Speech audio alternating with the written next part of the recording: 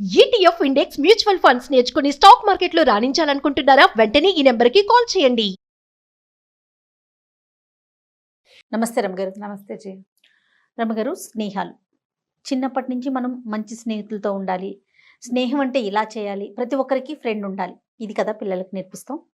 పెరిగి పెద్ద అయిపోయినాక అంటే ఎవరి జీవితంలో వాళ్ళు స్థిరపడిన తరువాత ఈ స్నేహాలు అనేది ఎంతవరకు ఉండాలి రమగారు? అంటే ఇప్పుడు ఇద్దరు స్నేహితులు ఉన్నారు, ఒక అమ్మాయి అబ్బాయి తీసుకుందాం. అబ్బాయికి పెళ్ళైపోయింది, అమ్మాయికి పెళ్ళైపోయింది.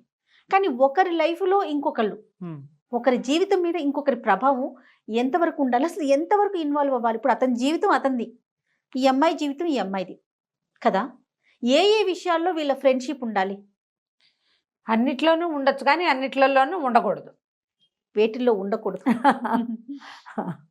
ఇప్పుడు హ్యూమన్ రిలేషన్స్ ఎలా ఉంటాయి జయ? మానవ సంబంధాలు సాధారణంగా వ్యాపార బంధాలుగా ఉంటాయి. బార్టర్ సిస్టమే కదా. నువ్వు నాకు ఇది ఇవ్వు, నేను నీకు ఇది ఇస్తాను. నువ్వు నాతో ప్రేమగా ఉండు, నేను నీతో ప్రేమగా ఉంటా. నువ్వు నాకు హెల్ప్ చేయి, నేను నీకు హెల్ప్ చేస్తా. స్నేహాల్లో ఇలాంటివి కొంచెం తక్కువ ఉంటాయి. వాడు ఏం హెల్ప్ చేయడు, వాడికి ఏం తెలీదు. ఫ్రెండ్ పాప మనవాడు మన ఫ్రెండ్ కదా అని సహాయం చేస్తారు, వెనకాల పెట్టుకుని తిరుగుతారు. వాడు సరిగ్గా చదవపోయినా హెల్ప్ చేసైనా పాస్ చేయించాలని చూస్తారు. మనకి ఏదైనా ఒక మంచి చోట వస్తే మన ఫ్రెండ్ కూడా అక్కడ వాడు మనంత బ్రైట్ కాపోయినా హెల్ప్ చేసైనా మనం ఒక చోట వాళ్ళం కదా, ఒక చిన్నప్పటి నుంచి కలిసి ఉన్నాం కదా, స్నేహంతో చేస్తారు.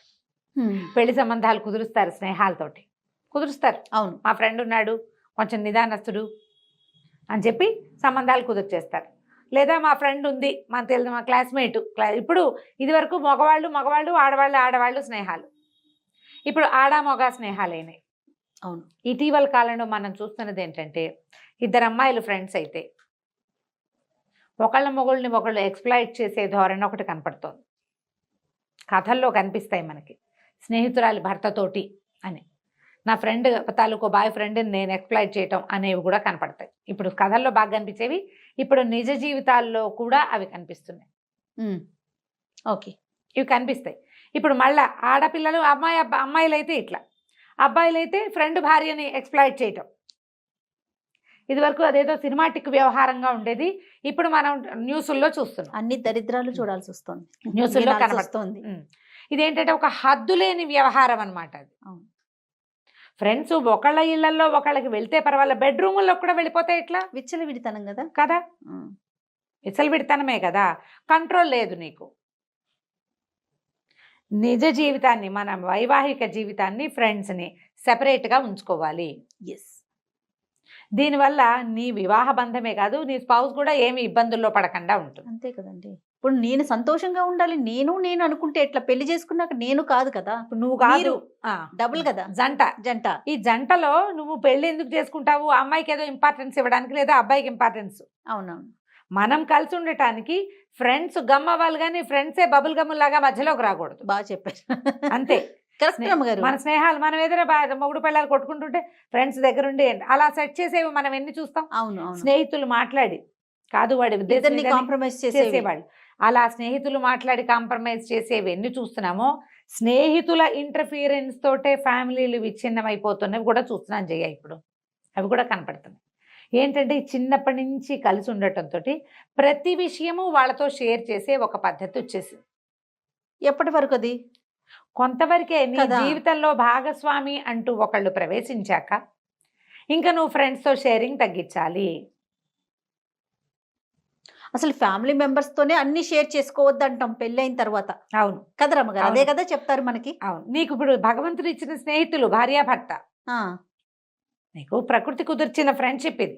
అవును, అక్కడెక్కడో అమ్మాయి, ఇక్కడెక్కడో అబ్బాయి, వీళ్ళిద్దరినీ కలిపాం. లేదా ప్రేమించే పెళ్లి చేసుకున్నారు, రేపు పెద్దవాళ్ళు కుదిర్చారు, మ్యాట్రిమోనియల్స్ ఉన్నాయి, ఇప్పుడు పెళ్ళిళ్ళు చేసుకుంటారు. నువ్వు ఒకళ్ళతో ఒకళ్ళు కలిసి ఉండాలి, కానీ నా ఫ్రెండ్స్తో నిన్ను, నీ ఫ్రెండ్స్తో నువ్వు, లేదా నా ఫ్రెండ్ ఎప్పుడు మన దాంట్లోకి వాడు ఇంటర్ఫియర్ అవుతాడు, లేదా నీ ఫ్రెండ్ ఎప్పుడు వస్తుంది. ఎంత ఇబ్బంది కదా రమ్మగారు. ఇప్పుడు ఇద్దరు అలాంటి వాళ్ళే అనుకోజయ్య, ఇద్దరు అలాగే ఫ్రెండ్స్ని ఇన్వాల్వ్ చేసుకుంటూ హద్దుల్లో ఉన్నారనుకో, ఏ ప్రాబ్లము లేదు. అంటే వైఫ్ అండ్ హస్బెండ్ అంటున్నారు, వాళ్ళ అమ్మాయి ఫ్రెండ్స్ ఇన్వాల్వ్ అవుతారు, అతని ఫ్రెండ్స్ ఇన్వాల్వ్ అవుతారు, మీరంతా కలిసి ఒక గుంపుగా పోతారు, సమస్య లేదు అక్కడ. అదే కనుక నీ స్పౌస్ పక్కన ఉన్న వాళ్ళు కనుక నీ ఫ్రెండ్స్ ఇంటర్ఫియరెన్స్ని, లేదా నువ్వు అన్నీ నీ ఫ్రెండ్స్తో షేర్ చేయటాన్ని మీ జీవితంలోకి వాళ్ళ చొరబాటుని వాళ్ళు సహించకపోతే గనక నువ్వు నీ ఫ్రెండ్షిప్ని తగ్గించుకోవాలి. ఈ అమ్మాయి ముందు రాలేదు, వాళ్ళు ముందు వచ్చారని బెదవ కబుర్లు చెప్పకూడదు. ఇదే రేజ్ అవుతుంది రమ్మగారు. నాకు నీకన్నా ముందు నుంచి వాళ్ళతో వాళ్ళు ఫ్రెండ్షిప్ ఉంది, నిన్న కాక మొన్న వచ్చో నీ మాట ఏంటి వినేది. అవును, కానీ ఆ ఫ్రెండ్ పెళ్ళం కాదు కదా, కాదు కదా. కాదు కదా. మాకు కూడా ఒకటి సంఘటన జరుగుతూ ఉండేది. డాక్టర్ గారి సంగతి అంటుంటారు, ఏ అబ్బాయి మాకు చిన్నప్పటి నుంచి తెలుసు. చిన్నప్పటి నుంచి తెలిస్తే ఏమిటి, ఆయన మొగుడుగా ఎలా ఉంటాడో పెళ్ళానికే కదా తెలిసేది. అంతే కదా రమ్మగారు. మొగుడు పెళ్ళాలంటే ఈ కనెక్షన్ వీడికి ఎవరితోటి లేదు. ఇంకా ఎవరితోటైనా ఫిజికల్ రిలేషన్స్ ఉంటాయి, బట్ మ్యారిటల్ రిలేషన్ అనేది ఒక ప్రత్యేకమైన బంధం కదా. వైఫ్ అండ్ హస్బెండ్ మధ్య మాత్రమే ఉంటుంది కదా, ఉండేది కదా. ఈ మ్యారిటల్ రిలేషన్షిప్ అనేది ఇది ముఖ్యం. నీకు ఫ్రెండ్సే కావాలంటే వాళ్ళతోటి తగలబడు, నువ్వు పెళ్ళి ఎందుకు, పేరెంటం ఎందుకు, అలా కాదు. ఫ్రెండ్స్ కావాలి, పెళ్లి కావాలంటే పెళ్లికి ప్రముఖ స్థానం ఇచ్చి ఫ్రెండ్స్ని నీతో ఉంచుకో. సమాజం కోసం పెళ్లి కావాలి, ఒకటి ఉండాలి పక్కన, నువ్వు షేర్ చేసుకోవటానికి ఇంకొకళ్ళు ఉండాలి. అదేలాగా నీ ఫ్రెండ్స్ కూడా అలా చేస్తే వాళ్ళ స్పౌస్ ఒప్పుకోపోతే, వాళ్ళు ఒప్పుకోపోతే ఇందులో ఎలా అంటే, ఇప్పుడు నేను ఒకడు జ్వరపడుతున్నాడు, రెండో వాళ్ళైనా ఆగాలి కదా కనీసం. వీడు అన్ని తనకు షేర్ చేస్తాడు, అరే మీ ఆవిడ ఏం ఫీల్ అవుతుందో, ఆ అమ్మాయి వద్దంటుంది, ఆ అమ్మాయికి నచ్చకపోవచ్చు అని వీళ్ళైనా తగ్గాలి. అవతలున్నది ఒక అమ్మాయే కాబట్టి అర్థం చేసుకోవాలి కదా, కనీసం అర్థం చేసుకోవాలి. అలాగే సెల్ఫిష్ పీపుల్ ప్రజలు ఎట్లా ఉన్నారు, మంది అయిపోతే చాలు, అసలు చుట్టుపక్కల చూడడం మానేసాం మనం. నేను నేను నేను నేను ఈ నేను తోటి మీరు కూడా ఎప్పుడో ఒకప్పుడు ఇబ్బందులు పడతారు కదా, అవునా. ఒక మానసిక జాడ్యం కాదు, నువ్వు పెళ్లి చేసుకుని ఆ భార్యకో భర్తకో వైఫ్ అండ్ హస్బెండ్కి ఇంపార్టెన్స్ ఇవ్వకుండా ఎప్పుడు వేరే వాళ్ళకే ఇంపార్టెన్స్ ఇస్తే మరి అది విడాకులకి దారి తీదా? వాళ్ళ ఏడుపు ఎంత బాధ కదా రమ్మగారు. ఆ పెళ్లి చేసుకున్నాక ఇక ఈ బంధంలో ఉండలేక వీళ్ళ అవతల వాళ్ళకి ఇచ్చే ఇంపార్టెన్స్ సహించలేక, ఇప్పుడు ఫ్యామిలీ అనుకోజయ్య, అమ్మా నాన్నకి ఇంపార్టెన్స్ ఇవ్వాలి ఇవ్వాలి ఇవ్వాలి అని చెప్తాం. అవును, ఫ్రెండ్స్ అమ్మా నాన్నలు కాదు, ఫ్రెండ్స్ ఎప్పుడు ఫ్రెండ్సే. స్నేహం అంతవరకే కదా ఉండాలి, అంతవరకే కదా. వాళ్ళకి బ్లడ్ రిలేషన్ కానీ బాధ్యత కానీ ఉండదు, మనసుకు సంబంధించిన వ్యవహారం. ఫ్రెండ్షిప్ చిన్నప్పటి నుంచి కలిసి పెరిగారు, అలవాటు. తర్వాత ఫ్రెండ్షిప్ అంటే ఇంకొక విషయం రమ్మగారు, పిల్లలు కూడా ఒకళ్ళని చూస్ చేసుకుంటున్నారండి. ఇప్పుడు స్కూల్ పిల్లలు కానీ టీనేజ్ పిల్లలు కానీ పొద్దున్న లెగిసిన దగ్గర నుంచి వాళ్ళతోటే మాట్లాడుకుంటారు, రాత్రి పడుకునే వరకు వాళ్ళతోనేనండి. అబ్బాయి అయినా ఉండొచ్చు, అమ్మాయినో, లేకపోతే ఇటు అటు మారినా కూడా ఒక్క మనిషితోనే పొద్దున్న నుంచి రాత్రి వరకు ఏం మాటలుంటాయో నాకు అర్థం. నేను చూశాను రమ్మగారు, లెగిసిన దగ్గర నుంచి పడుకునే వరకు ఫోన్లో వాళ్ళతోనే. ఇంట్లో వాళ్ళు కూడా తెగ గొప్పగా చెప్పుకుంటారండి, వాడే చేశాడులే, వాడితో వీడు మాట్లాడుతున్నాడు, ఇంకెవరితో మాట్లాడతాడు. ఇప్పుడు రేపొద్దున పెళ్ళైనా కూడా వాడు ఇదే పని కదా చేస్తాడు, దాన్ని పక్కన పెట్టి వాడితోనే మాట్లాడతాడు. అది ఎంకరేజ్ చేయకూడదు కదండి. ఎంకరేజ్ చేయకూడదు అంటే నువ్వు 2-3 ఫ్రెండ్షిప్ చేయని ఎలా చెప్తాను జయ? చిన్నప్పుడు చెప్పొద్దా? పిల్లలకి 4-5 ఫ్రెండ్స్ వద్దా? ఒక్కళ్ళే ఫ్రెండ్ ఉంటారా? ఇప్పుడు వాళ్ళ మనస్తత్వాన్ని బట్టి డిపెండ్ అయ్యి ఉంటుంది. అది ఎట్లా రమ్మగారు? ఇప్పుడు నువ్వు ఒక్కడితోనే లెగిచిన దగ్గర నుంచి పడుకునే వరకు వాడితోనే వాగి వాగి వాగి పెళ్ళైనా కూడా అదే కదా సమస్య.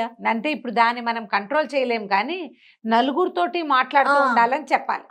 అదన్నా నేర్పించాలి. అందరితో గొప్ప విషయం అయితే కాదు కదా, అది గొప్ప విషయం అనుకోవడానికి లేదు. వాళ్ళు ఏందే వీళ్ళు ఉండలేని పరిస్థితి వస్తుంది, అదొక వచ్చేసింది అబ్సెషన్ వాళ్ళే అలవాటైపోయి పొద్దుల సమానం వాళ్ళతోటే మాట్లాడుతూ ఉండి ఇంకా పేరెంట్స్ ఫిక్స్ అయిపోతారనమాట, వీడు వాడితోనే మాట్లాడుతున్నాడు, లేకపోతే ఈ అమ్మాయి వాళ్ళతోనే మాట్లాడుతోంది అనేది. అలా కలిసి ఉన్నా కూడా చిరాకే, చాలా కదండి, చాలా చిరాకే. అబ్బో మేము ఎవరిదో పెళ్లికి వెళ్ళాము, పెళ్లిలో ఇద్దరు పెళ్లి కూతురుకు ఒక మంచి క్లోజ్ ఫ్రెండ్ ఉంది, వాళ్ళిద్దరు కలిసే చదువుకున్నారట. ఆ అమ్మాయి దగ్గర నుంచి పెళ్లి కొడుకు ఈ పిల్లని లాక్కెళ్తున్నట్టుగా ఒక ఫోటో కూడా తీర్చుకున్నారు వాళ్ళు. నా నుంచి సెపరేట్ అయిపోతుంది నా ఫ్రెండ్. ఓరి వీళ్ళ వేషాలు అనుకున్నాం మేము. ఫోటో పిచ్చపళ్ళు రకాలే. స్నేహమే ఇది. దానికి దీనికి డిఫరెన్స్ తెలుసుకోపోతే ఎట్లా చేయాలండి? మెచ్యూరిటీ ఇప్పుడు పెరిగిన కొద్ది మెచ్యూరిటీ రావాలి. మెచ్యూరిటీ రాలేదనే ఏది ఎక్కడ వరకు ఉంచాలో అక్కడ వరకు ఉంచకపోవటము. అవునండి, పెళ్లి చేసుకుంటుంది పిల్ల, అమ్మా నాన్నని వదిలేసి వెళ్తుంది, అది కాదుట. ఫ్రెండ్ వెక్కెక్కి ఏడవటం. పిల్ల ఏడ్చింది కూడా ఆ పెళ్లిలో. ఆశ్చర్యపోయాను నేను, ఊరిని దుంపదేగా ఇదేమిటి మరీ విచిత్రంగా ఉన్నారు వీళ్ళు అని. అట్లా ఓవర్ యాక్షన్. చూడండి రమ్మగారు, ఫన్నీగా ఉన్నంత వరకు ఫన్నీగా ఉంటుందండి, అది పిచ్చి కింద ప్రబలుతుంది కదా. కాపురాలు పాడు చేస్తారు జయ. అట్లా కూడా కాపురాలు పాడు చేసేస్తారు, వాళ్ళని మొగుళ్ళతో సరిగ్గా ఉండనివ్వరు. ఆడ మగ కాదు రమ్మగారు, ఇలాంటి పర్సనల్ విషయాలు కూడా షేర్ చేసుకొని వింటారా రమ్మగారు? వింటారు. ఖచ్చితంగా ఖచ్చితంగా. అబ్సెషన్ అదొక పిచ్చ, అది స్నేహం అనద్దు, దాన్ని పిచ్చ కింద ఉంది. ఈ పిచ్చని తగ్గించుకోండి, లేకపోతే క్రమంగా మీరు ఇంకా ఇప్పుడు నువ్వు చెప్తావు నీ ఫ్రెండ్కి, దానికి నీకంటే అధికులు ఎవరో ఒకళ్ళు తగులుతారు, అది అటు వెళ్ళంగానే నువ్వేమవుతావు? మీరు చెప్పారు చూడండి ఇందాక, ఆ, అదే మొదలైంది. అదే ఆ మొదలు. పిచ్చే అంతే. పెరిగి పెద్దది. కాబట్టి పిచ్చలు తగ్గించుకోండి. స్నేహాలని, స్నేహబంధాన్ని స్నేహబంధంగా ఉంచి వైవాహిక బంధాన్ని వైవాహిక బంధంగా గౌరవించండి. దాన్ని కలపకండి. మీ స్నేహం వల్ల మీ వైవాహిక జీవితం ఇబ్బంది పడుతుంటే పడుతుంటే ఆ పని చేయకూడదు. ఆ స్నేహితుల్ని ఉంచుకోండి, తగ్గించుకోండి. స్నేహం ఉంచుకోవాలి, వైవాహిక బంధాన్ని నిలబెట్టుకోవాలి. తేడా లేదు, చాలా ఉందండి. స్నేహబంధాన్ని నిలబెట్టుకోకలు అదే నుంచి ఉంటుంది. చిన్నప్పటి నుంచి కలిసి ఉన్నారు, ఉండకేం చేస్తుంది? కొత్తగా వచ్చింది కదా వివాహం. అవును, ఇది నీకు లైఫ్ లాంగ్ ఉండవలసింది. ఇప్పుడు చిన్నప్పటి నుంచి బాగా 70 ఏళ్ళు వచ్చేదాకా స్నేహంగా ఉండే వాళ్ళని మనం చూడమా? చాలా మంది కనిపిస్తూ ఉంటారండి. ఫ్రెండ్స్ ఉంటారు, కానీ ఫ్యామిలీ ఇష్యూస్లో వాళ్ళ చొరబాటు ఉండదు. అవును, టచ్ ఉంటుంది, ఇంటర్ఫియరెన్స్ ఉండదు. మీకు తేడా తెలుస్తోంది కదా? అవునవును. మన సంగతులన్నీ వాళ్ళకి తెలిసి ఉండటం వేరు, వాళ్ళు చొరబడటం వేరు. అది మీ వరకు అంటే ఒక ఎత్తు, వచ్చిన వాళ్ళ మీద కూడా వాళ్ళ ప్రభావం చూపిస్తామంటే ఎట్లా? మీ వరకు ఉన్నా కూడా మీరు సలహా సంప్రదింపు వరకు చేసుకోవాలి తప్పిస్తే మీరేం చేయాలో వాళ్ళు చెప్పకూడదు. కరెక్ట్. భార్యాభర్త మన వివాహ బంధం గురించి మనమే మాట్లాడుకోవాలి. కొన్ని వింటూనే ఉంటాను జయ, ఇవి కొంచెం విచిత్రంగా ఉంటాయి. ఎందుకు ఇలా ప్రవర్తిస్తారంటే, నేను అనుకోండి కుర్రాళ్ళకో ఆ పిల్లకో ఆడపిల్లలకో పిచ్చ. బేసిక్ థియరీస్ మీద సరైన అవగాహన లేకపోవటం. నేను చెప్తున్నాను కదా అమ్మగారు, ఇంట్లో పేరెంట్స్ ఎంకరేజ్ చేయటం తెలుసండి. వీడికి వాడే ఫ్రెండ్, వీడికి అమ్మాయే ఫ్రెండ్, ఇంకెవరితో మాట్లాడతాడు, దాంతోనే మాట్లాడుకుంటున్నాడు. అలా చిన్నప్పటి నుంచి ఎంకరేజ్ చేసేసరికి ఓకే, ఇంకా నాకు ఫ్రెండ్ అంటే అదే ప్రాణం, అంటే ఇంకా తనే ఏం జరిగినా, పెళ్ళైనా పెళ్లి కాకపోయినా అన్నిటికీ వీళ్ళే ఓవర్ యాక్షన్. అంతే, సినిమాటిక్ గా. అవునండి, సినిమాటిక్ ఓవర్ యాక్షన్లు కూడా కాస్త అవి తగ్గించుకుంటే బాగుంటుంది. అవతల వాళ్ళ జీవితాలు కూడా బాగుంటాయి. మన స్నేహం ఇతరుల జీవితానికి ఇబ్బంది కాకూడదు, ఆలోచించి ప్రవర్తించాలి. సూపర్. నమస్తే రమ్మగారు. నమస్తే.